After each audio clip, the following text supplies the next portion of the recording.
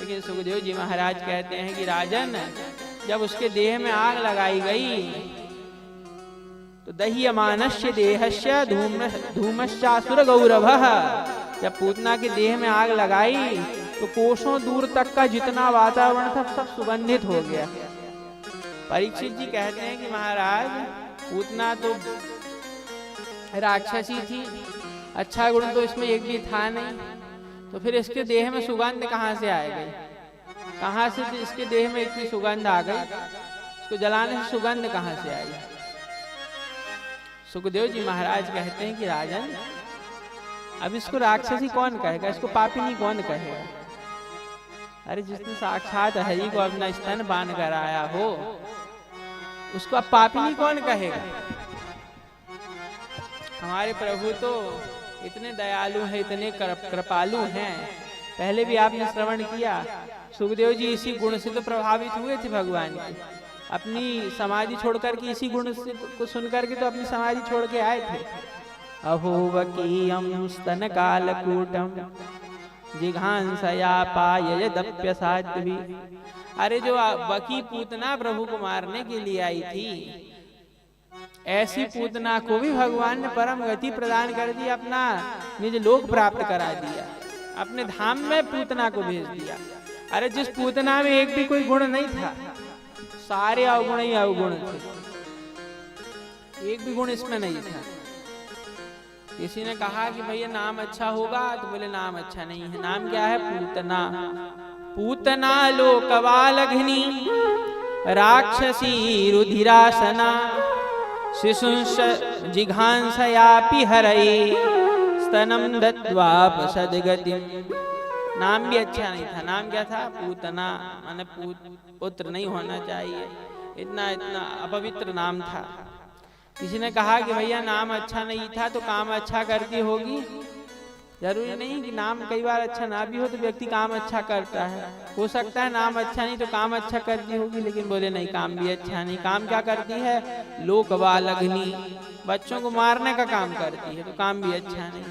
किसी ने बोला ठीक है, नाम काम दोनों अच्छे नहीं हैं, तो अच्छे कुल की होगी, अच्छे खानदान की होगी, इसलिए भगवान ने उद्धार कर दिया। बोले नहीं, कुल भी अच्छा नहीं। कौन सा कुल है? राक्षसी, राक्षस कुल की है।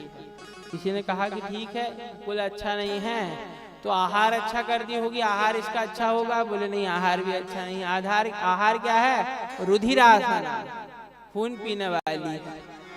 किसी ने कहा कि चलो ठीक है, आहार अच्छा नहीं है तो भगवान से प्रेम करती होगी। बोले नहीं, भगवान से प्रेम भी नहीं करती। जिघांसयापि हरये, भगवान को मारने की इच्छा से आई थी, भगवान से प्रेम भी नहीं करती।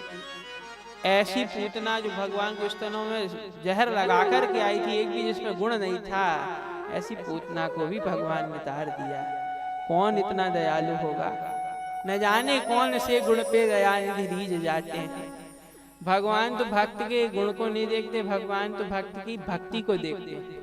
व्याधस्याचरणम ध्रुवस्य च वयो विद्या गजेन्द्रस्य का जातिर्विदुरस्य यादवपतेरुग्रस्य किं पौरुषम कुब्जायाः कमनीय रूपमधिकं किं तत्सुदाम्नो धनम भक्त्या तुष्यति केवलम न च गुणैर्भक्ति प्रियो माधवाः। अरे व्याधस्याचरणम, व्याध में कौन सा बड़ा अच्छा आचरण था? व्याध का कोई अच्छा आचरण तो नहीं था बहेलिए का। व्याधस्याचरणम ध्रुवस्य च वयो, कोई कहे कि भगवान तो जो है वो बड़े वयोवृद्ध लोगों पे रीझते हैं, जो भजन करते हैं खूब बूढ़े हो जाते हैं उन पे भगवान रीझते हैं। तो किसी ने कहा कि ध्रुवस्य च वयो, ध्रुव की कौन सी वयोवृद्धि की अवस्था थी? वो तो 5 वर्ष के थे। किसी ने कहा कि भगवान तो बड़े विद्यावान लोगों पे रीझते हैं, जो बड़े विद्यावान होते हैं, विद्वान होते हैं। तो विद्या गजेंद्र से का, गजेंद्र कौन से विश्वविद्यालय में पढ़ के आया था? विद्या गजेंद्र से का जातिर विदुरस्य यादवपति। किसी ने कहा भगवान तो बड़ी अच्छी जाति वालों पे रीझते हैं, तो का जातिर विदुरस्य, विदुर जी की कौन सी बड़ी अच्छी जाति थी? दासी पुत्र थे। का जातिर विदुरस्य यादवपतेर उग्रस्य किम पौरुषम। कोई कहे कि भगवान तो बड़े बलवान लोगों पे रीझते हैं, लेकिन उग्रस्य किम पौरुषम, महाराज उग्र का कौन सा बड़ा भारी पौरुष था? कौन से वो बलवान थे? उग्रस्य किम पौरुषम कुब्जायाः कमनीय रूपमधिकम। कोई कहे कि भगवान तो बहुत सुंदर लोगों पे रीझते हैं, लेकिन कुब्जाया कमनीय रूपम अधिकम, कुब्जा का कौन सा बड़ा सुंदर स्वरूप था, उस पे भी तो भगवान रीझे। और किमता सुदामनो धनम, कोई कहे भगवान तो जो धनवान लोग होते हैं उन पे रीझते हैं, लेकिन किमता सुदामनो धनम, सुदामा जी के पास कौन सा धन था। इसलिए भक्त्या तुष्यति केवलम न च गुणैर भक्ति प्रियो माधवा, भगवान तो भक्ति पे रीझते हैं, गुण पे नहीं रीझते। एक भी गुण नहीं है इस पूतना में, लेकिन भगवान इस पर भी रीझ गए। भगवान कहते हैं कि अच्छी भली जैसी है, अरे कैसे भी आई हो, कैसे वृंदावन बिहारी लाल की, कैसा भी इसका उद्देश्य हो, लेकिन आई कैसे भी उद्देश्य से आई हो, लेकिन काम तो इसने मेरी माँ का किया है।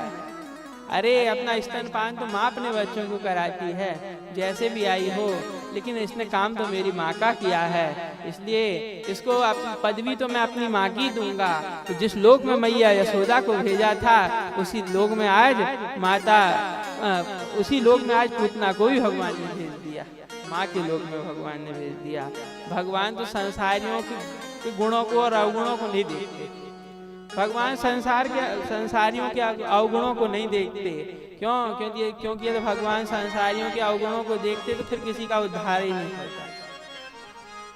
जन अवगुण प्रभु मान न काऊ, जन अवगुण प्रभु मान न काऊ, दीन बंधु अति मृदुल स्वभाव, दीन बंधु अति मृदुल स्वभाव, जन अवगुण प्रभु मान न काऊ, जन अवगुण गुण गावे न गाऊ, जन अवगुण प्रभु मान न काऊ।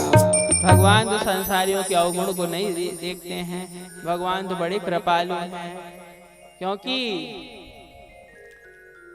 कृपा की न होती जो आदत तुम्हारी, तो सुनी ही रहती अदालत तुम्हारी।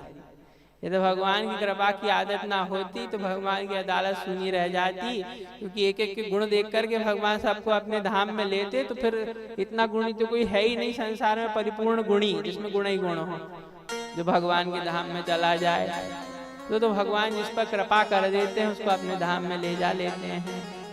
तो ऐसे भगवान कृपालु दयालु सुखदेव जी महाराज कहते हैं, राजन ये तत्पूतना मोक्षम कृष्णस्यार्भकमद्भुतम शृणुयात् श्रद्धया भक्त्यो गोविंदे लभते रतिम।